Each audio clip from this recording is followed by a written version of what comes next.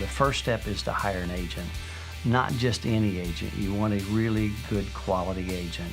Step 2 is to get pre-qualified. It takes about 10 minutes. At this part of the stage, all we're really looking for is how much house you can qualify for. Once you get the price range, that's when it's time to meet with your agent. If you were buying a house today, we would sit in here, we would do a little mini buyer seminar where I would kind of walk you step by step through the buying process. Then we want to know how many bedrooms you want, how many baths. Do you want a garage or do you need a garage? What are your hobbies? What are you going to be doing in the house? What we're trying to do now is we've narrowed it from 25,000 down to maybe 75 houses. Now we're going to try to narrow that down even more. We can pull those up, each house, house by house, that matches your criteria, and we can look at pictures. That brings us to the next step, and that's doing what I call drive-bys. I don't recommend that you hop in your agent's car to do this. This is something you can do by yourself. This is something you can do with a friend, a family member, a spouse.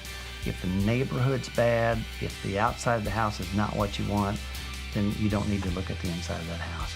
Once we've narrowed those down, probably we'll narrow that 25 down to about 7 houses. We'll go look at those 7 houses, and one of them will just keep popping up that's heads and shoulders above the rest. That's the one that we're probably going to make the offer on. A lot of times we'll sit in that house, in your new house, and make the offer while we're sitting there. Sometimes we'll come back to the office. It's not a contract until everybody agrees to all the terms of the contract. Once we have a contract, that's when we go back to step 2, and that's meeting with the lender, and we'll do that face-to-face. They'll do a full-blown loan application. They'll check your credit. They'll verify that you have a job. We usually have a few days to do the inspections that we need to have done. $300 to maybe $400, depending on the size of the house, is what an inspection would cost. Absolute money well spent.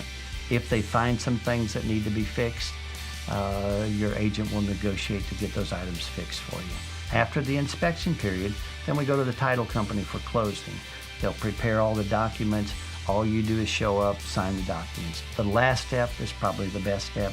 That's when they give you the keys, and now you're officially no longer homeless.